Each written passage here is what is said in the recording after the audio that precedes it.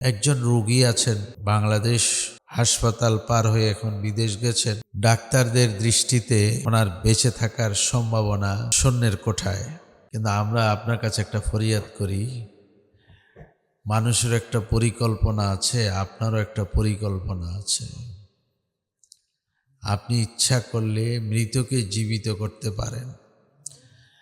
আমরা যতটুকু জানি তার হার্টবিট ঠিক আছে, তার লিভার কাজ করে, কিডনি কাজ করে, ব্রেনটা ইনজুরেড। আপনি ইচ্ছা করলে তাকে পরিপূর্ণ সুস্থ করে দিতে পারেন। আল্লাহ ছেলেটাকে আপনি পরিপূর্ণ সুস্থতা দান করেন। এই দোয়া সবাই বলেন, আল্লাহুম্মা গফিরলি ওয়ালিল মুমিনিনা ওয়াল মুমিনাত ওয়াল মুসলিমিনা ওয়াল মুসলিমাত। এই দোয়ার সৌন্দর্য হচ্ছে, আল্লাহর জমিনে আল্লাহ যত বান্দাবান্দিদেরকে পাঠাইছেন, আপনি সবার জন্য ক্ষমা চাইছেন। হাসান হযরত আনাস রাদিয়াল্লাহু তাআলা আনহু বলেছেন, এই দোয়া যদি কেউ ডেলি প্রতিদিন 25 বার পড়ে, আল্লাহ তার দুনিয়া আখেরাত বরকতে ভরপুর করে দেন। দোয়াটা বেশি পড়েন, একবার বলেন, আল্লাহুম্মা গফিরলি ওয়ালিল মুমিনিনা ওয়াল মুমিনাত ওয়াল মুসলিমিনা ওয়াল মুসলিমাত। কোরআন শরীফ থেকে একটা দোয়া পড়ি। আবার প্রথমটাও কোরআন শরীফ থেকে পড়েছি, দ্বিতীয়টা হাদিস থেকে পড়েছি, এখন আরেকটা পড়ি কোরআন শরীফ থেকে। আল্লাহুম্মা গফিরলি ওয়ালি ওয়ালিদাইয়া ওয়ালিল মুমিনিনা ইয়াউমা ইয়াকুমুল হিসাব। আল্লাহ আমাকে মাফ করে দেন, আমার আব্বা আম্মাকে মাফ করে দেন, এবং সকল মুসলমান নরনারীকে কাল হাসরের মাঠে আপনি মাফ করে দিয়েন। আল্লাহুম্মা গফিরলি হাইয়িনা ওয়া মাইয়িতিনা ওয়া শাহিদিনা ওয়া গায়িবিনা ওয়া সাগীরিনা ওয়া কাবীরিনা ওয়া যাকারিনা ওয়া উনসানা। আল্লাহুম্মা মান আহইয়াইতাহু মিন্না ফাআহইহি আলাল ইসলাম ওয়া মান তাওয়াফাইতাহু মিন্না ফাতাওয়াফাহু আলাল ঈমান। যতক্ষণ বাঁচিয়ে রাখেন ইসলামের উপরে বেঁচে থাকার তৌফিক দান করেন।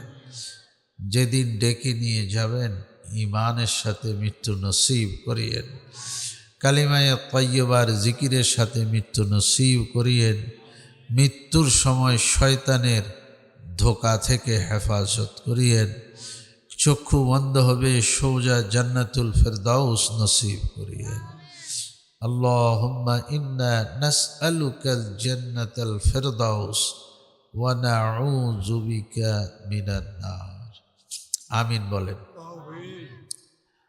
আল্লাহুম্মা আজিরনি মিনান নার।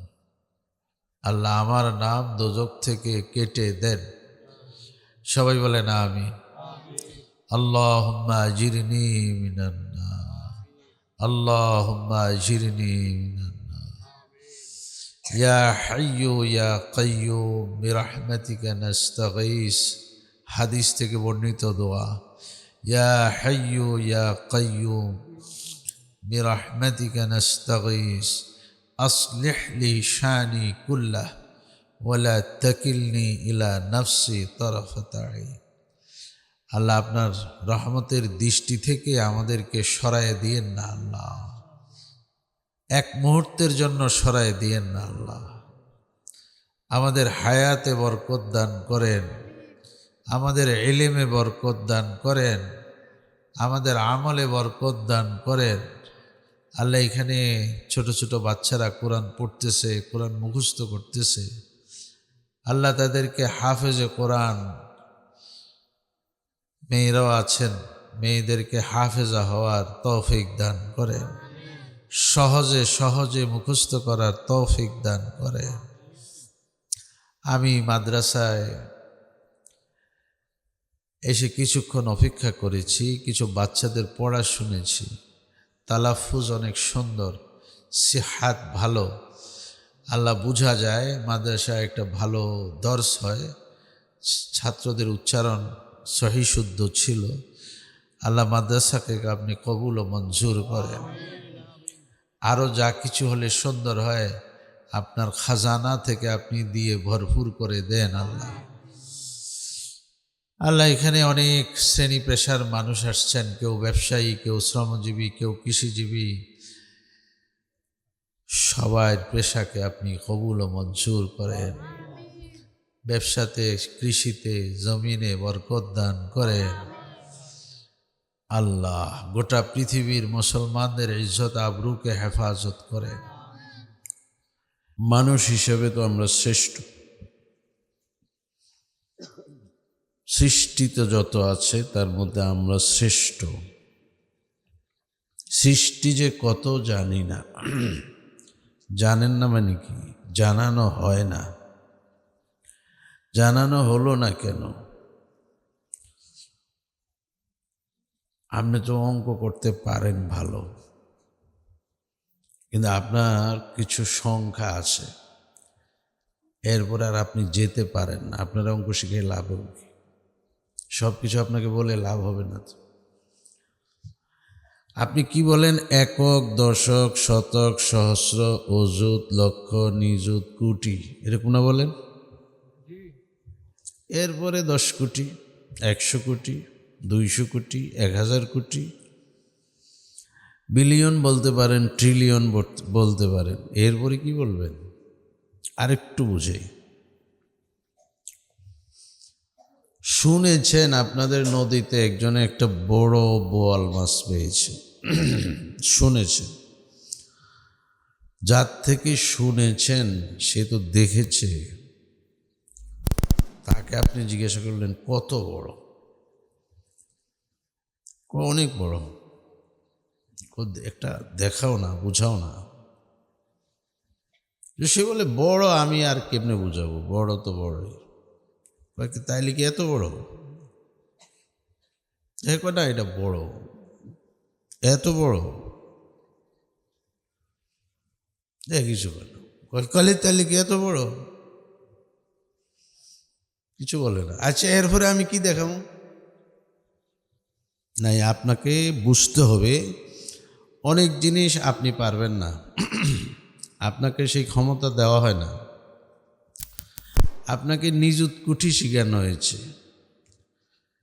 আল্লাহর মাখলুক যে কত, এটা আপনার হিসাবে আসবে না, এই জন্য আল্লাহ বলেন নাই।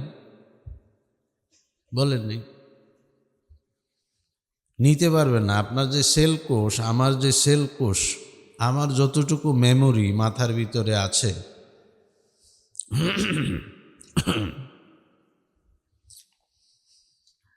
এটাতে ধারণ ক্ষমতা নেই, লোড নিতে পারবে না।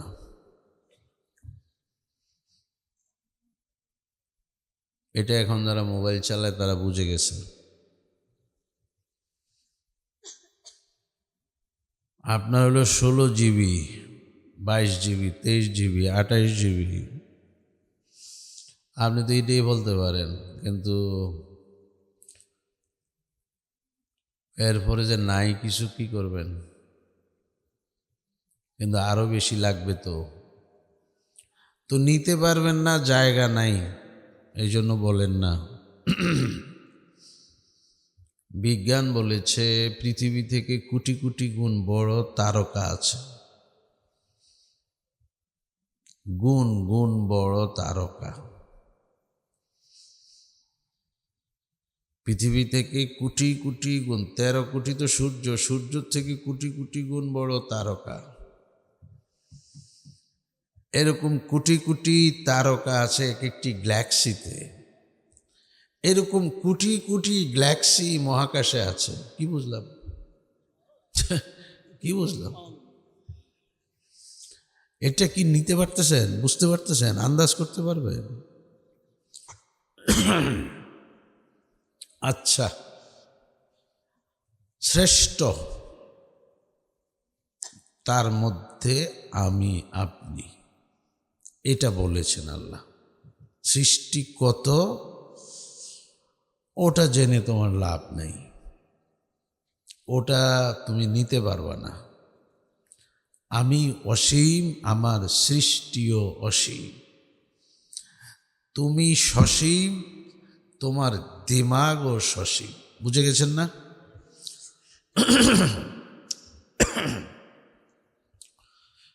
আল্লাহ তাআলা খালিক, আমি মাখলুক। খালিক কত বড় এটা মাখলুক আন্দাজ করতে পারে না। খালিকের সৃষ্টি কত বড় এটাও মাখলুক আন্দাজ করতে পারে না। সৃষ্টির মধ্যে জীব কত এটাও মানুষ আন্দাজ করতে পারে না। সসীম হয়ে যাবে, আন্দাজ করলে সসীম হয়ে যাবে। আল্লাহ অসীম। जो जहन में घिर गया वे ला इंतहा क्यों कर हुआ, समझ में जो आ गया वे खुदा क्यों कर हुआ। যেটা বুঝে আসে এটা খোদা না, যেটা আন্দাজ করা যায় এটা অসীম না। তার মধ্যে আমি শ্রেষ্ঠ, আপনি শ্রেষ্ঠ। ওয়ালাকাদ কাররামনা বনি আদম, বলেন আলহামদুলিল্লাহ। কোরআন শরীফ থেকে পড়লাম, ওয়ালাকাদ কাররামনা বনি আদম। আপনাকে সম্মানিত করে আল্লাহ সৃষ্টি করেছেন। কিন্তু এই কোরআন শরীফের অন্য জায়গায় আবার আরেক কথা যে বলেছেন সেটা কি করবেন? উলাইকা কাল আনআম, আমার এই শ্রেষ্ঠ জীব মানুষ, তাদের মধ্যে কিছু আছে চার পা বিশিষ্ট প্রাণীর মতো। কাল আনআম, চার পা বিশিষ্ট প্রাণীর মতো। চার পা বিশিষ্ট প্রাণী দুই একটার নাম কোন চাই দেখি? দেখেছেন? আপনি বলেছেন, এটা আমি বললে তো কইতেন হুজুরে আমারে গরু ছাগল কইছে। আপনি বলেছেন চার পা বিশিষ্ট প্রাণীর মধ্যে গরু ছাগলও আছে। আল্লাহ বলেছেন কালা নাম না। এখানে আমার গরু আর ছাগল হওয়ার অর্থ হচ্ছে আমার কিছু আচরণ, আমার কিছু কাজ, আমার কিছু ব্যবহার, আচরণ, কাজকর্ম পশুর মতো। এই মতটা এখানে। যেমন একজন দাঁড়িয়ে পানি পান করতেছে, আরেকজনে দেখে বলে তুমি কি গরু, দাঁড়িয়ে দাঁড়িয়ে খাচ্ছ কেন? এটা ওয়াজ। এখন আজকের ওয়াজ হলো এটা। ছিলাম মানুষ, হয়ে গেলাম গরু। আকৃতিতে না, আচরণে।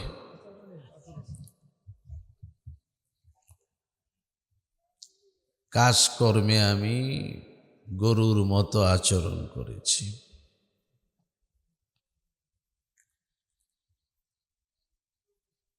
আমি বালহুম আদালে তো আলোচনা করব না, ব্যাখ্যাও করব না, শুধু কাল আনামে থাকবো।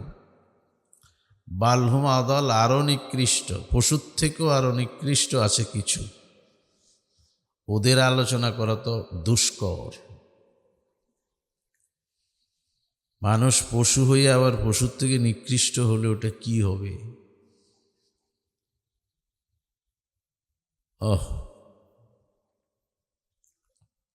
রাগ করিয়েন না, এটা নিসবতে আসছি তো, উজানি থেকে আসছি। আমার আব্বার কথা আপনারা শুনেছেন। আবার বলি, রাগ করিয়েন না, আগের দিনের ওয়াজ। উনি বলেছেন দাড়িওয়ালার ঘরে মোছওয়ালা হয়েছে, তো মোছওয়ালার ঘরে কি হবে? ওই আলোচনা জটিল, আমি যাব না সেখানে। আমি কাল আনাম পর্যন্ত থাকি। বালহুম আদাল ওটা ভয়ঙ্কর, ওটা বড় হুজুররা বলবে।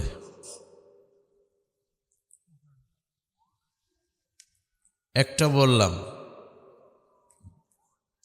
দাঁড়িয়ে খেলে, দাঁড়িয়ে কিছু পান করলে মানুষ কি বলে? গরু বলে।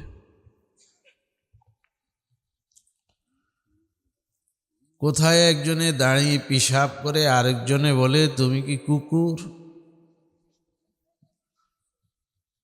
দাঁড়িয়ে পেশাব করে বসো।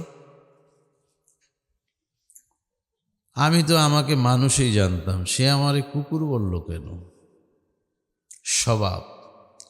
স্বভাবটা আমার কিসের মতো? কুকুরের মতো। উলাইকা কাল আনআম।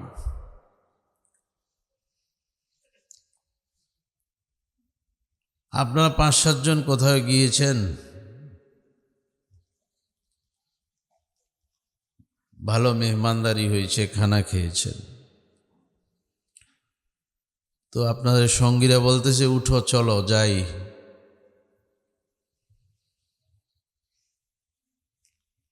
একজন বলতেছে একটু পরে যাব।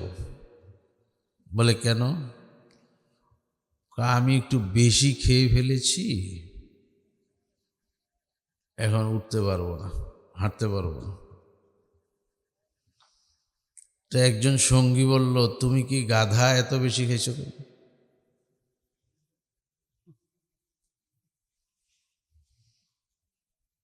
তাহলে বেশি খাওয়া কিসের স্বভাব? মানুষ, আমি মানুষ, এই আমারও কয় গাধা। আচ্ছা, আমি তো এটা জানতাম না, মানে গরু পশু এগুলি খাওয়ার কোনো নীতি নেই, আদর্শ নেই, আমাদের আছে। আমার বাবা গরু পালতেন, গরু, অনেক গরু। তো একদিন কাজের ছেলেকে বলতেছিল এই গরুটারে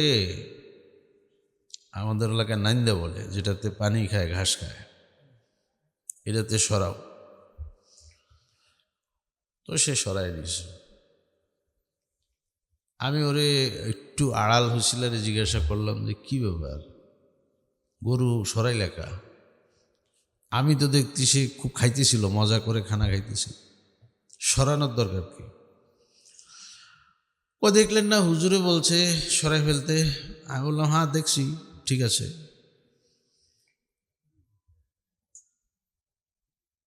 তো হুজুরে কেন বলছে সরাইতে? ও তো খাইতেছে। তো কাজের ছেলে বলল দেখেন না কিরম খাইয়া পেটটা বড় হয়ে গেছে, হুজুরে দেখতেছে আরো খাইলে ক্ষতি হইব, এই জন্য কইছে সরাই ফেলতে। তা আমি বললাম তো যে খাইতেছে হ্যার কি খবর নাই, আরেকজনে বলার দরকার কি, সরাইলাম। এরপরের উত্তরটা শুনবেন নি, কয়ের লেগে তো গরু, খবর যে নাই। কাল আনা, আমারও খবর নেই, এর লেগে আমার কইছেন গাদা। আচরণে পশু, নামে মানুষ।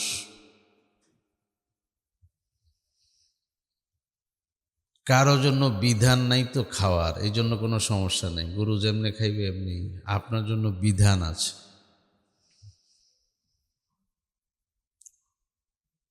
পরে একটা কথা বলার জিনিস ছিল, আর একটা দৃষ্টান্ত, কিন্তু বিভিন্ন বয়সের মানুষ তো একটু বলা মুশকিল, একটু ইশারাতে বলবো।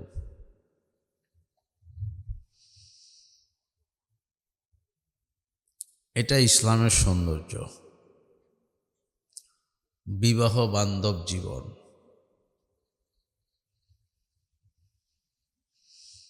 বিবাহ বহির্ভূত জীবন পশুর জীবন। বুঝে গেছেন না? বুঝে গেছেন তো?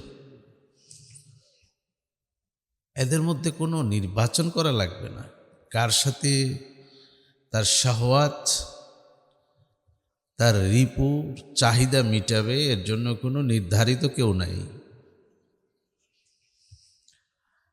তা আপনারা মুসলমানরা ছাড়া অন্যদেরও একই অবস্থা, একই অবস্থা।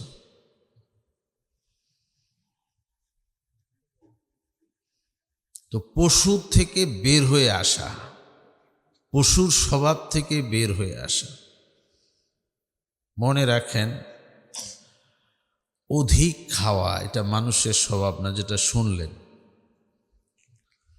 এখন একটা গুরুত্বপূর্ণ কথা শুনুন। অধিক খাওয়ার মধ্যে কোনো ক্রেডিট নেই, বাহাদুরি নেই, বুজুর্গিও নেই, কোনো সফলতাও নেই, লাভও নেই। উল্টাটা শোনেন, বিপরীতটা। কম খাওয়ার মধ্যে ক্রেডিট, কম খাওয়ার মধ্যে বুজুর্গি, কম খাওয়ার মধ্যে বাহাদুরি, কম খাওয়াই স্বাস্থ্য সচেতন ব্যক্তির আলামত। এবার ফলাফল, খেয়ে খেয়ে মানুষ মরে যায়, না খেয়ে মানুষ বেঁচে যায়। এগুলি কি ওয়াজ? আমার পয়সা দিয়ে আমি খাবো, আপনার সমস্যা কি? আমি 10টা রুটি খাই না 20টা খাই, আপনার সমস্যা? এ তোমারে কইতে আসি, খেয়ে খেয়ে মানুষ মরে যায়, না খেয়ে মানুষ বেঁচে যায়। আমি 10টা রুটি খাইতে পারি, বাহাদুরি নাই। আমি 1টা 2টা খেয়ে জীবন যাপন করি, এটার মধ্যে বাহাদুরি? ভারতে একটা প্রতিযোগিতা হবে, মানে তর্ক বহস হবে। কাসেম নানুতুবি রহমতুল্লাহ আলীর সাথে একজন অন্য ধর্মের যোগী। ধর্মের নাম বললাম না, কারণ এই সমাজের নাম বললে মনে করে যে খাটো করা। খাটো করি না। একজন অমুসলিম,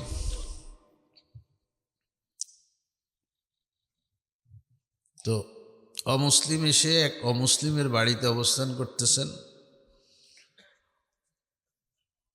কাসিমি হুজুর আরেক বাড়িতে অবস্থান করতেছেন। অমুসলিম যে বাড়িতে, ও বাড়িতে তার জন্য খাওয়ার আয়োজন হয়েছে অনেক। ওখানে এক মুসলমান দেখতে গেছেন তার আচরণ। জাসুস ছিলেন, গোয়েন্দা ছিলেন, একটু বুঝার জন্য। সে এসে হুজুরকে বলেছেন, হুজুর আমার তো একটা ভয় লাগতেছে। সে যদি কালকে বহসের ভিতরে বলে বহস হবে তার সাথে যে আমার সমান খাইতে পারে, এই শর্ত যদি দেয়, হুজুর আপনি পারবেন না। কেন? আমি দেখছি সে একাই 8-10 জনের খানা খেলায়। হুজুর বললেন, তো এটা তো বহসের কোনো বিষয় না, তারপরও যদি সে বলে তাহলে আমি একটা বলবো। সে যদি বলে কে বেশি খাইতে পারে, তার সাথে যে আমার সমান খেতে পারে তার সাথে বহস, তাহলে আমি বলবো কে কতক্ষণ না খেয়ে থাকতে পারে তার সাথে আমার বহস। এইখানে কিন্তু আমার সাথে পারবে না ইনশাল্লাহ। কারণ আমি সৌমে বিশাল করি না, ঠিক আছে, কিন্তু সপ্তাহে 2টা রোজা তো থাকি। এখানে তো পারবে না আমার সাথে। অপারেশন রোগী যারা, তাদেরকে 18 ঘন্টা না খেয়ে থাকতে হয়। কারণ অপারেশনের পরে একটা বমি হওয়ার সম্ভাবনা থাকে, আর বমি হলে অপারেশন সাকসেস হয় না। এই জন্য অপারেশন রোগীকে 18 ঘন্টা না খাওয়ায় রাখে।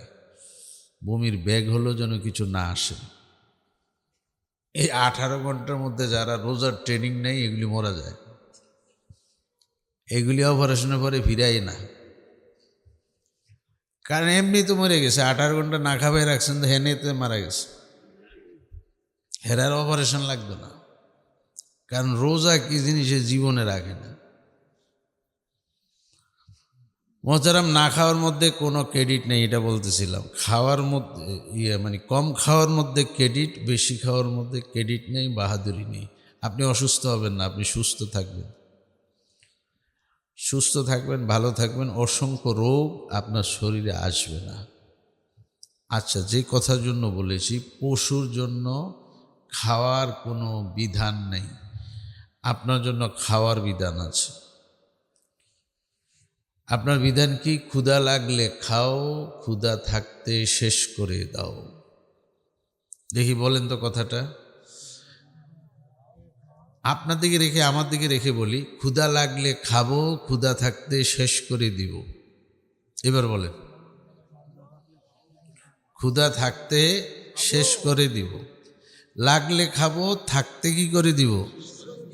ভালো, লাগলে তো বোঝা যায় খিদা লেগেছে, কিন্তু শেষ করাটা তো মুশকিল। চাহিদা থাকতে শেষ করতে হবে। 5টা রুটি খেলে পেট ভরে যায়, 2টা 3টা খেয়ে 2টা ছেড়ে দিতে হবে। ভাতের 1 প্লেটের অংশ খেয়েছেন, আরো নিতে মনে চায়, ওই সময় ছেড়ে দিতে হবে। বাচ্চারা তোমরা শুনবা না, এগুলি তোমাদেরকে বলি। তোমরা এখন টাইট করে খাও, মাদ্রাসায় আরো টাইট করে খাও, নাইলে তো পড়তে পারবা না। এগুলি বড়দের জন্য বলতেছি। তবে আমি আপনাদেরকে বলি, বা ছোট বাচ্চাদেরকে বলি না, ছোট কোলের বাচ্চা, 2-3 বছরের বাচ্চা যারা, এদেরকে আপনারা অনেক সময় খাওয়ানো লেগে হয়রান হয়ে যান। আমার বাচ্চারা খায় না, খায় না, খায় না, যারে দেয় তারে, আমার বাচ্চা খায় না, কিছু খায় না। মানে কি? আপনি কদ্দুর খাইলে খুশি হইবে, ভাড়ায় ভাড়ায় খাবাইন না ভাই, ভাড়ায় ভাড়ায় খাবাইন না। এত খাবার নিতে কোনো লাভ নেই। ও যদ্দুর দরকার ও ওদ্দুর খাই লইব, আপনার কইতো না কদ্দুর দরকার। এখন কি কারণ কি জানি, একটা হলো লেকটুজেন, আর একটা কি, এই যে ভাত খিচুড়ি করে খাওয়ায়, কি জানি একটা সেরিলাক, গুতে গুতে পরে, গুতে গুতে বাচ্চার মোটা করবো, স্বাস্থ্যওয়ালা করবো, শুধু শুধু রোগ সৃষ্টি করতেছেন। ওর যতটুকু খানা সে খাবে, এত চেষ্টার দরকার নেই, অযথা চেষ্টা করতেছে। আমি বলি শোনেন, খাওয়াটা একটা লিমিটেশন আছে, এটা বয়সের সাথে সাথে আস্তে আস্তে বাড়বে। এইটাই তার চাহিদা, এইটা কুদরতিভাবে হবে। আচ্ছা, এই যে লেকটুজেন এক দুধ আছে, ওটার প্যাকেটে লেখা আছে এর সমান সমকক্ষ বিকল্প, মায়ের দুধের সমান বিকল্প সমকক্ষ কিছু নেই। এটার অর্থ কি?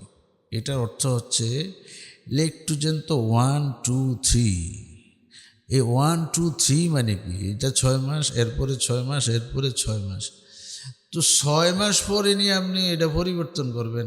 আল্লাহ তো প্রতিদিন মায়ের স্তন এটারে পরিবর্তন করতেছে। এটা সমান কি হইব? এটা সমান কি হইব?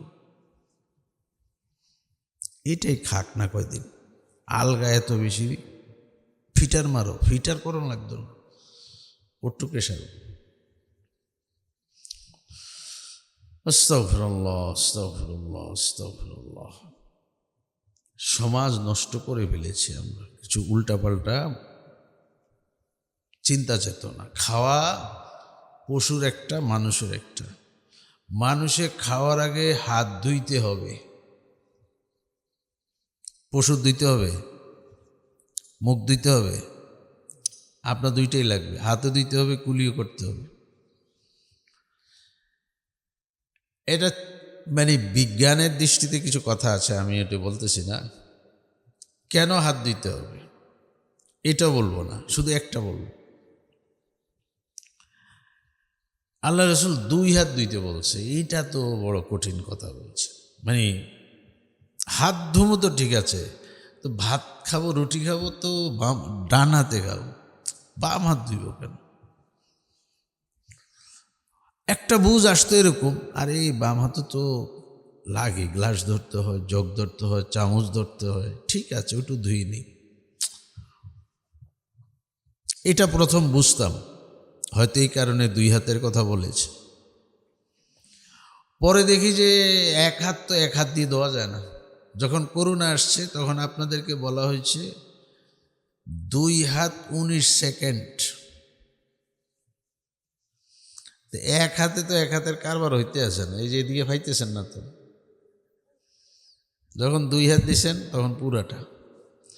1 হাতের জন্যই 2 হাত লাগে। 1 হাত ধুইতেই কয় হাত লাগে? এই জন্য আল্লাহ রসুল বলেছে খাওয়ার আগে 2 হাত ধো।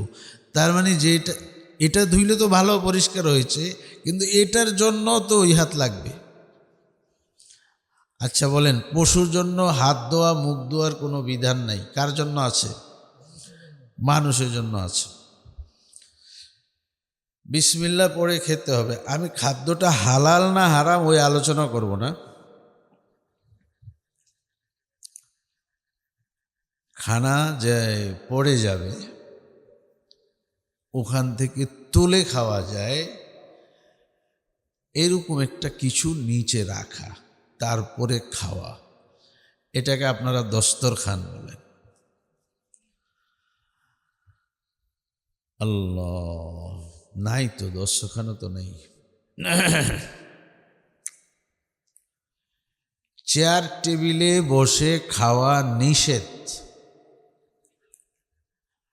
সমান জায়গায় খাওয়ার কথা বলেছে। নুরানির বাচ্চারা আছো কেউ? নুরানির ছেলে আছো তোমরা? নুরানি পড়েছ? নুরানি পড়েছ? বসার আদব কয় প্রকার? 3 প্রকার। কেমনে কেমনে বলো সে?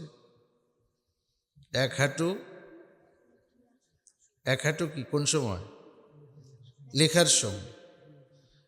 আর 2 হাঁটু উঠাইয়া, এই যে দেখেছি বাচ্চারা বলে 2 হাঁটু উঠাইয়া খাওয়ার সময়। এইভাবে বসে যদি সমান জায়গায় খান তো অটোমেটিকলি আপনার একটা বাম হাতটা পেটের উপরে থাকে, পেটের উপরে রেখে আপনি খাচ্ছেন ডান হাতে 2 হাঁটু উঠাইয়া। তখন কিন্তু আপনার খাদ্য অটোমেটিকলি কম হয়েছে, বেশি খেতে পারবেন না। এমনভাবে বসানো হয়েছে বেশি খাওয়ার সুযোগ নেই, বেশি খাওয়ার সুযোগ নেই।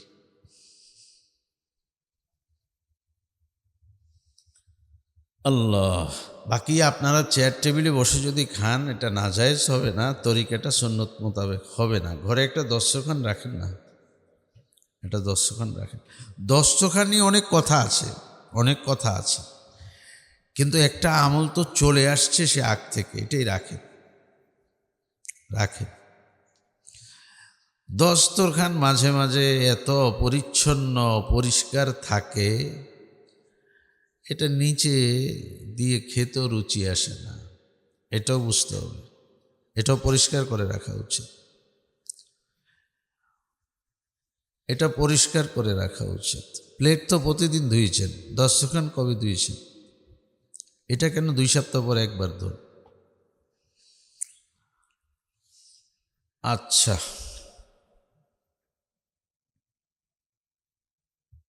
খাওয়ার আগে আল্লাহর নামে শুরু করতে হবে।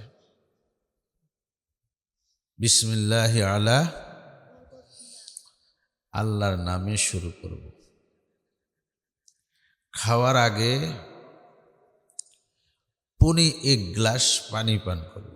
1.25 গ্লাস বিজ্ঞান বলেছে, আমাদের নবী কিছু পানি পান করে খেতে বলেছে। এটাতে অনেক উপকার আছে, অনেক উপকার আছে।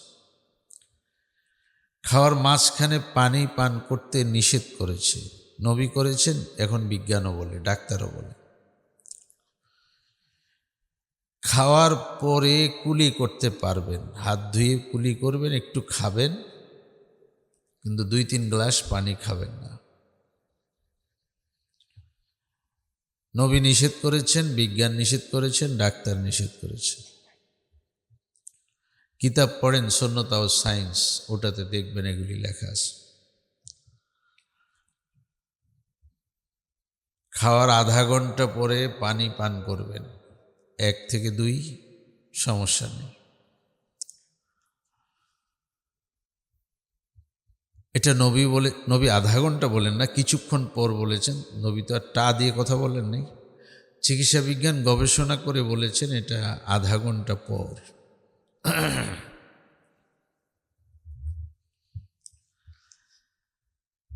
এটা আপনার জন্য, যেহেতু আপনি শ্রেষ্ঠ, আপনার জন্য শ্রেষ্ঠ বিধান, অন্য কারো জন্য না। তো ক্ষুধা লাগলে খাবো, ক্ষুধা থাকতে শেষ করে দিব 1 কিলো, আরেকটা হলো দিনের খানার পরে একটু বিশ্রাম আছে। বিশ্রাম মানে ঘুম না, বিশ্রাম মানে একটু শুয়ে থাকা। এটা সময়কাল নাই, তবে বিজ্ঞান বলেছে এটা যেন আধা ঘন্টা পৌনে 1 ঘন্টার বেশি না হয়। এখানে আবার ঘন্টাকে ঘন্টা ঘুমাইলে ক্ষতি হবে। 3 নাম্বার হচ্ছে রাতে খানা খেয়ে শোয়া যাবে না, রাতে খানা খেয়ে হাঁটতে হবে, দিনে খানা খেয়ে শোয়া। রাতের খানার পরে হাঁটা চলা করা, হাঁটা চলার সুন্নতের উপর বিজ্ঞান গবেষণা করে বলেছে এটা 2 ঘন্টা। এখন রাতে খানা খাবেন 10টায়, শুইতে হবে 12টায়। এই রোগটা সৃষ্টি করলেন আপনি আর আমি। এত রাত কেন খাবেন? রাতের খানা খাবেন ইশার আগে, মাগরিবের পরে। সর্বোচ্চ ঈশার নামাজ পড়ে গিয়ে খেলেন, শুইতে পারবেন না, শুইতে হবে 2 ঘন্টা পরে। আমরা যেই সময় ঈশার নামাজ পড়ি এটাও তো ঠিক আছে, কিন্তু মাদ্রাসা যেখানে যেখানে অন্য কোনো মুসল্লি নেই ওখানে নামাজ পড়ে 8:45 9টায়। ততক্ষণে তো এখন যে বড় রাত, এখন আপনারা 7টায় নামাজ পড়েন, মাদ্রাসায় এখনও 8:30 পৌনে 9টা 9টায় নামাজ পড়ে। এর আগে তাদের পড়ালেখা খাওয়া দাওয়া অনেক কাজ সেরে ফেলে তারা। এশার নামাজ পড়ে বিছানা করতে করতে 10টা বেজে যায়, অটোমেটিকলি 2 ঘন্টা পরে শো। রাতের খানা খেয়ে শুয়ে গেলে আপনার ডায়াবেটিস, হাই প্রেশার হয়ে যাওয়ার সম্ভাবনা বেশি।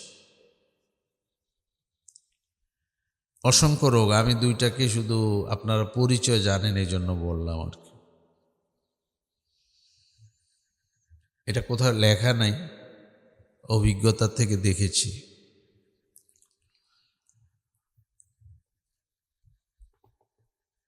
পশুর কতগুলি কাজ আছে যেটা আমাদের নাই। পশু কিন্তু দিনে খায়, রাতে খায় না,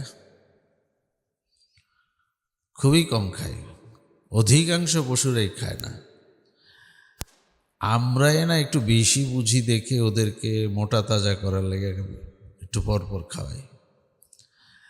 যেখানে মোরগ খাওয়ার উপযুক্ত হয় 4-6 মাস পরে, এইখানে এটারে এখন 1 মাসে খাইবেন তো, এই জন্য এটারে রাত নাই দিন নেই ও খাইতে আছে। তো যা খাইছে তা হয়েছে, আর এখন কি বলে না এগুলি ক্যামেরা আছে, এগুলি ঝামেলা করব, এগুলি বড় বিপদ বলা। এখন ডাক্তাররা কি বলে ব্রয়লার খেলে কি হবে শুনে রেখেন। আমি বললে তো এটা আবার বলে দিবেন হুজুরে বলছে এটা। ডাক্তাররা কি বলেছে একটু দেখেন, এগুলি তো খবরের ভিতরে আসে। কেন ব্রয়লার আমি খাইলে সমস্যা কি? সমস্যা কি? ব্রয়লারে খাওয়াইছেন কেমনি? ব্রয়লারে খাওয়াইছেন কেমনি? ফাড়ায় ফাড়ায় খাওয়াই যে ফুলাইছেন, এটা খাইলে আপনি ফুলতেন না, আপনি হইলে যাবেন। ব্রয়লার মোরগটারে রৌদ্র গেছে, ব্রয়লার মোরগ রৌদ্রে গেছে কবে? রৌদ্র দেখেছে সে জীবনে? তো রৌদ্র না গেলে তার শরীরের এই জীবাণু ধ্বংস করবো কে? আচ্ছা, তো এখন কি না ব্রয়লার খাবো না? কে বলেছে আপনার খাবেন না? কিন্তু আপনি এটা এত এত এত হয়ে গেলেন কেন কি জানি? আপনারা বলেন এত ভদ্র, এটা মোরগ বাড়িতে পালেন না। আরে বাজারের থেকে আবার এটারে সাইজ করে আনন লাগবো, মানে মশলা জানেন কিছু? মশলাও তো জানা দরকার। কি মেশিন জানি হুজুর? হ্যাঁ, ড্রেসিং মেশিন, ড্রেসিং মোরগ ড্রেসিং করা হয়েছে। মোরগ ড্রেসিংয়ের এক জটিলতা শুনেন।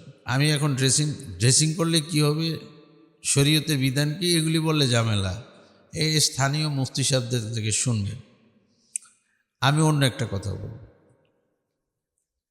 আমি বাজার থেকে মোরগ কিনি, তো যেই ছেলে জবাই করে ওরে আমি বলি একটু আমাকে শুনাই আল্লাহ আকবার বলো, তো সে আমাকে শুনাই আল্লাহ আকবার বলে। তারপরে সে জবাইয়ের পরে আমি, দেখবেন আপনারা, জবাইয়ের পরে মোরগটাকে একটা চুঙ্গার ভিতরে ঢুকানো হয়, তো ওটা ভালো করে ঝাপটাইতে পারে না। তো ও যদি ঝাপটাইতে না পারে তার পুরা শরীরে রক্তটা যায় না। এর মধ্যে সে কি করে, টাস করে ফাওড়া কেটে নেয়। মানে ও তো এটাকে শেষ করতে হবে, তো আরেকটা অর্ডার আছে না।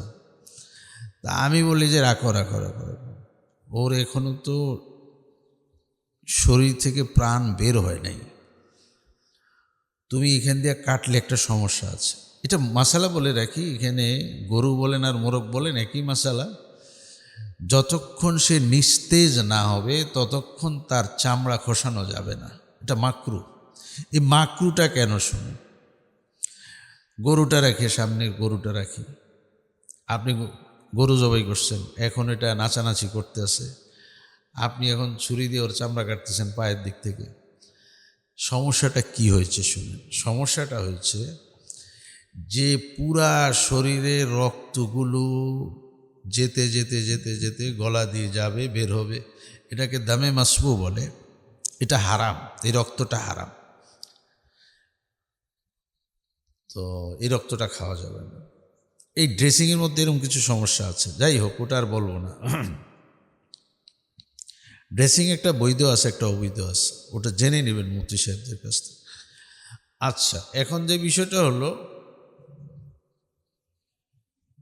গরু বা মোরগ এখনো প্রাণ যায় নাই, আপনি আরেক দেয়া ছুরি চালাই দিছেন। এখন যেই রক্তগুলো আমি দেখানোর জন্য বলি, মনে করেন এখানে কাটা হয়েছে, এখন চামড়া খসানোর জন্য এখানে একটা ছুরি লাগাইছে, তো আমার এই হাতের রক্তগুলো এখান দিয়ে এসে বের হওয়ার কথা ছিল, এখন এখানে আরেকটা ছিদ্র টের পাইছে, তো কিছু রক্ত এখন এদিকে রওনা করছে, এদিক দিয়ে বাইরে যে একটু তাড়াতাড়ি, এর মধ্যে আমার প্রাণ বের হয়ে গেছে, তখন রক্তটা এখানে আটকে গেছে, না এদিকে গেছে না এদিকে গেছে। এই রক্তটা তো হারাম ছিল, এই রক্তটা যে পশুর ভিতরে গোশতের ভিতরে রয়ে গেল, এটা বাইর করবেন কেমন আপনি? এই জন্য মাকরু বলা হয়েছে, প্রাণ না গেলে ধরিও না। আচ্ছা, এটা খেয়াল রাখবেন। আর গরু জবাই হওয়ার পরে 2-4 মিনিট গেলে তো দুর্বল হয়ে যাবে, দুর্বল হয়ে গেলে পায়ের বাঁধন খুলে দিবেন, যেন পুরা শরীরকে সে নাড়াইতে পারে, ঝাঁকি দিতে পারে, পুরা রক্তটা যেন গলার দিকে চলে যায়। ওটা বাঁধ রেখে দিলে তো ওটা নাচতে পারবে না, নাচতে না পারলে তো বের হবে না, এগুলি যাবে না। এই রক্তটা তো হারাম। মায়েরা দেখবেন, বোনেরা দেখবেন, ওরা আপনি যখন গোশত কেটে নিয়ে দিয়ে আসেন, ওরা এটাকে একবার ধোয়, আবার ভিজায় রাখে, আবার পানি পরিবর্তন করে। কেন এগুলি করে? এগুলি বড়দের থেকে শিখেছে ওরা। রক্তের রংটা পর্যন্ত যেন না থাকে, এটার দিকে খেয়াল রাখে তারা। তো আপনারা যে বাজারে মাঝে মাঝে মোরগ খান, দেখবেন মোরগের হাড্ডির মধ্যে রক্ত, ঠিক আছে? কি কারণ কি? রক্ত না বাইর হয়ে যাওয়ার কথা ছিল, আপনি সেই সুযোগ দিছেন, ওর দম যাওয়ার আগেই তোর পা কাইটে লেছে। তো এক বয়ানের ভিতরে বলে, তাও উজানি মাদ্রাসার মাহফিলের বড় বয়ান ইসলাহি মজলিসে বলেছিলাম যে বাজার থেকে হয় মোরগের চামড়া ছুলে নিয়ে আসেন, হাতে বললেই বলে হাত ড্রেসিং বলে, হাতে ড্রেসিং করে দেন, মেশিনে ঢোকায়ও না, তো ওরা এটা ঠিক করে দেবে। আর না হলে মোরগটা কিনে বাড়িতে নিয়ে আসেন না, বাড়িতে এসে একটু পরিষ্কার করেন না। এত ভদ্র কেন? খেতে পারবো, ছলতে পারবো না কেন? খেতে পারবো, ছলতে পারবো না কেন? এটা ভালো, এটা হইলে ভালো হইতো। আচ্ছা, আমি ওই মোরগের কথা বলে ফেলেছি, ব্রয়লারের থেকে এখানে আসছি। এখন আর কার কথা বলবো, এখন তো আপনার বাড়িতে, আমার বাড়িতে যে মোরগ, ওটাও তো ফিটে খায়, ফিট খায়, ফিট। ন্যাচারাল কোনো খাদ্য নেই পৃথিবীতে। এখন সবচেয়ে বাজারে একটা উপযুক্ত শব্দ আছে, ব্যবসা যদি করেন আপনাকে কৌশলী শব্দ শিখাই। ন্যাচারাল শিখবেন, অর্গানিক শিখবেন, প্রাকৃতিক শিখবেন। আমার এগুলি সব ন্যাচারাল, প্রাকৃতিক, অর্গানিক, দেখবেন বাজারে খায় ভালো। আচ্ছা, এরপরে হলো অর্গানিক কি অর্গানিক না সেটা হলো পরে জানা যাবে। আচ্ছা, এগুলি ব্যবসায়িক কৌশলী শব্দ এখনকার বাজারে। তো মোহতারাম, খাওয়া, পশুর খাওয়া, মানুষের খাওয়া, পশুর ঘুমানো, মানুষের ঘুমানো, কত ব্যবধান। তো এগুলি আর আলোচনা হবে না, প্রত্যেকটার মধ্যে আলোচনা আছে। তা আমাকে যেহেতু আল্লাহ শ্রেষ্ঠ করেছেন, আমার কিছু শ্রেষ্ঠ বিধানও দিয়েছেন। এটা পৃথিবীর অনেক মানুষের কাছে নাই, অমুসলিমদের কাছে এই সৌন্দর্য নাই, বিজ্ঞানসম্মত জীবনযাপন। আল্লাহ আমাদেরকে এই বিজ্ঞানসম্মত সুন্নত মোতাবেক জীবনযাপন করার তৌফিক দান করেন। হ্যাঁ, পশুর মধ্যে আর মানুষের মধ্যে যে ব্যবধান, এই ব্যবধান ঠিক করে চলার তৌফিক দান করেন। ওয়াখির দাওয়ানা আলহামদুলিল্লাহি রাব্বিল আলামিন। আজকে তো 16 শেষ হয়ে গেল, 25-26 উজানির মাদ্রাসার মাহফিল। আপনারা যান, অনেকে কাছে আছে আপনাদের, যেতে পারেন তো ভালো, না পারলে দোয়া করবেন আল্লাহ যেন সুন্দরভাবে সফলতার সাথে মাহফিল সম্পূর্ণ করার তৌফিক দান করেন। আপনাদের মাহফিলকে আল্লাহ কবুল ও মঞ্জুর করেন, মাদ্রাসাকে আল্লাহ কবুল ও মঞ্জুর করেন। হুজুর কেউ কিছু বলবে? আর দোয়া হবে। আল্লাহ আস্তাগফিরুল্লাহ আল্লাযী লা ইলাহা ইল্লা হুয়াল হাইয়্যুল কাইয়্যুম। আল্লাহুম্মা সাল্লি আলা মুহাম্মাদ। আলহামদুলিল্লাহি রাব্বিল আলামিন ওয়াসসালাতু ওয়াসসালামু আলা রাসূলিহি মুহাম্মাদিন নবিয়্যিল ربنا ظلمنا أنفسنا وإن لم تغفر لنا وترحمنا لنكونن من الخاسرين। এটা আমাদের বাবা আদম আলাইহিস সালামের শিখানো দোয়া। এটা আল্লাহ ওনাকে শিখাইছেন। যখন উনি দুনিয়াতে আসছেন, ক্ষমা চাওয়ার জন্য কি বলবেন, কিভাবে বলবেন, আল্লাহ শিখাই দিছেন। এইভাবে বলো, রব্বানা যালামনা আনফুসানা, হে রব, আমি আমার নফসের উপর অনেক জুলুম করেছি, অন্যায় করেছি। আপনি যদি ক্ষমা না করেন, আপনি যদি দয়া না করেন, আমি ক্ষতিগ্রস্তদের মধ্যে অন্তর্ভুক্ত হয়ে যাব। বাবার সেই ফরিয়াদ শুনেছেন, বাবাকে ক্ষমা করে দিয়েছেন। আমরা সে আদমের সন্তান, আমরাও আমাদের নফসের উপর জুলুম করেছি, অন্যায় করেছি, গুনাহ খাতা করেছি।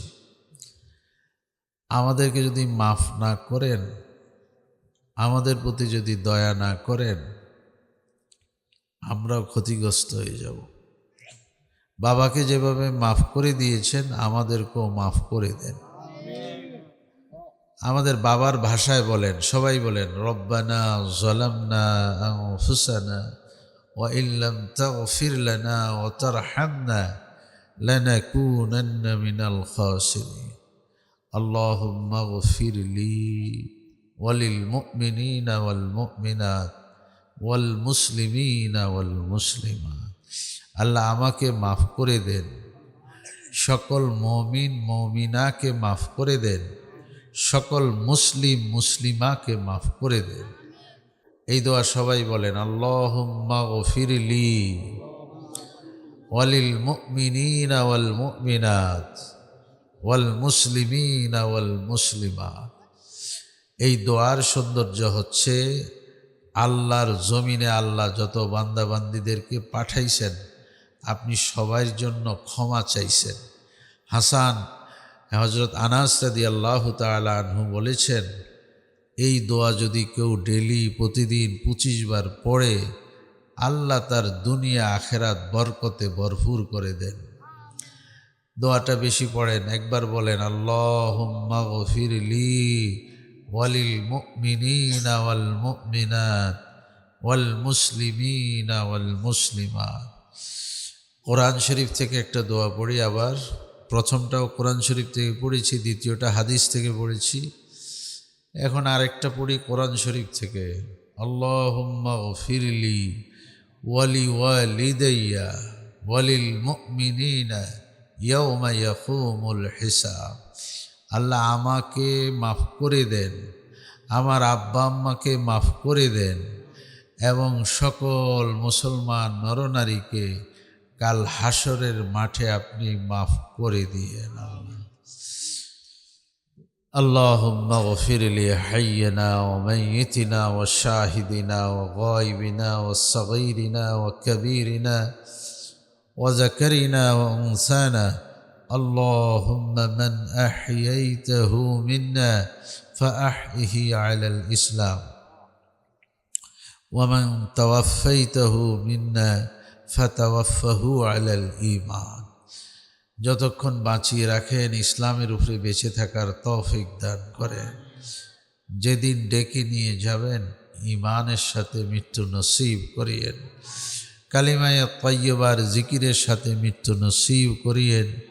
মৃত্যুর সময় শয়তানের ধোঁকা থেকে হেফাজত করিয়েন। চক্ষু বন্ধ হবে, সোজা জান্নাতুল ফেরদাউস নসিব করিয়েন। আল্লাহুম্মা ইন্না নাসআলুকাল জান্নাতাল ফিরদাউস ওয়া নাউযু বিকা মিনান নার। আমিন বলেন। আল্লাহুম্মা আজিরনি মিনান নার। আল্লাহ আমার নাম দোজখ থেকে কেটে দেন। সবাই বলেন আমিন। আল্লাহুম্মা আজিরনি মিনান নার। আল্লাহুম্মা আজিরনি মিনান নার। ইয়া হাইয়্যু ইয়া কাইয়্যুম বিরহমাতিকা নাস্তাগীস। হাদিস থেকে বর্ণিত দোয়া। ইয়া হাইয়্যু ইয়া কাইয়্যুম বিরহমাতিকা নাস্তাগীস আসলিহ লি শানি কুল্লাহ ওয়া লা তাকিলনি ইলা নাফসি তারাফাতা আইন। আল্লাহ আপনার রহমতের দৃষ্টি থেকে আমাদেরকে সরায় দিয়েন না আল্লাহ, এক মুহূর্তের জন্য সরায় দিয়েন না আল্লাহ। আমাদের হায়াতে বরকত দান করেন, আমাদের ইলমে বরকত দান করেন, আমাদের আমলে বরকত দান করেন। আল্লাহ এখানে ছোট ছোট বাচ্চারা কোরআন পড়তেছে, কোরআন মুখস্থ করতেছে, আল্লাহ তাদেরকে হাফেজে কোরআন, মেয়েরাও আছেন, মেয়েদেরকে হাফেজা হওয়ার তৌফিক দান করেন, সহজে সহজে মুখস্থ করার তৌফিক দান করেন। আমি মাদ্রাসায় এসে কিছুক্ষণ অপেক্ষা করেছি, কিছু বাচ্চাদের পড়া শুনেছি, তালাফুজ অনেক সুন্দর, সিহাত ভালো। আল্লাহ বোঝা যায় মাদ্রাসায় একটা ভালো দর্স হয়, ছাত্রদের উচ্চারণ সহি শুদ্ধ ছিল। আল্লাহ মাদ্রাসাকে আপনি কবুল ও মঞ্জুর করেন। আরও যা কিছু হলে সুন্দর হয় আপনার খাজানা থেকে আপনি দিয়ে ভরপুর করে দেন আল্লাহ। আল্লাহ এখানে অনেক শ্রেণী পেশার মানুষ আসছেন, কেউ ব্যবসায়ী, কেউ শ্রমজীবী, কেউ কৃষিজীবী। সবার পেশাকে আপনি কবুল ও মঞ্জুর করেন। ব্যবসাতে, কৃষিতে, জমিনে বরকত দান করেন আল্লাহ। গোটা পৃথিবীর মুসলমানদের ইজ্জত আবরুকে হেফাজত করেন। একজন রোগী আছেন বাংলাদেশ, হাসপাতাল পার হয়ে এখন বিদেশ গেছেন। ডাক্তারদের দৃষ্টিতে ওনার বেঁচে থাকার সম্ভাবনা শূন্যের কোঠায়। কিন্তু আমরা আপনার কাছে একটা ফরিয়াদ করি, মানুষের একটা পরিকল্পনা আছে, আপনারও একটা পরিকল্পনা আছে। আপনি ইচ্ছা করলে মৃতকে জীবিত করতে পারেন। আমরা যতটুকু জানি তার হার্টবিট ঠিক আছে, তার লিভার কাজ করে, কিডনি কাজ করে, ব্রেনটা ইনজুরেড, আপনি ইচ্ছা করলে তাকে পরিপূর্ণ সুস্থ করে দিতে পারেন। আল্লাহ ছেলেটাকে আপনি পরিপূর্ণ সুস্থতা দান করেন। যত মানুষ হাসপাতালে অসুস্থ, যত মানুষ আমাদের বাড়িতে অসুস্থ, আমরা এখানে যারা অসুস্থ, আমাদের সবাইকে আপনি সুস্থ করে দেন আল্লাহ। পরিপূর্ণ সুস্থতার নিয়ামত দান করেন আল্লাহ। জটিল কঠিন রোগ থেকে আমাদেরকে হেফাজত করেন। ক্যান্সার দিয়েন না, এইডস দিয়েন না, প্যারালাইজ দিয়েন না আল্লাহ। এই রোগগুলি নিয়ে মানুষ বড় কষ্টে আছে। High pressure, low pressure, diabetes, এই রোগগুলি থেকে আমাদেরকে হেফাজত করেন। যারা এই রোগে আক্রান্ত তাদেরকে সুস্থতা দান করেন। গোটা পৃথিবীতে যত মাদ্রাসা আছে, মসজিদ আছে, সবগুলিকে কবুল ও মঞ্জুর করেন। রব্বানা আতিনা ফিদ দুনিয়া হাসানাতাও ওয়া ফিল আখিরাতি হাসানা ওয়া কিনা আযাবান নার। রব্বিরহামহুমা কামা রাব্বায়ানি সগীরা। سبحان ربك رب العزة عما يصفون، سلام على المرسلين، الحمد لله رب العالمين. سبحان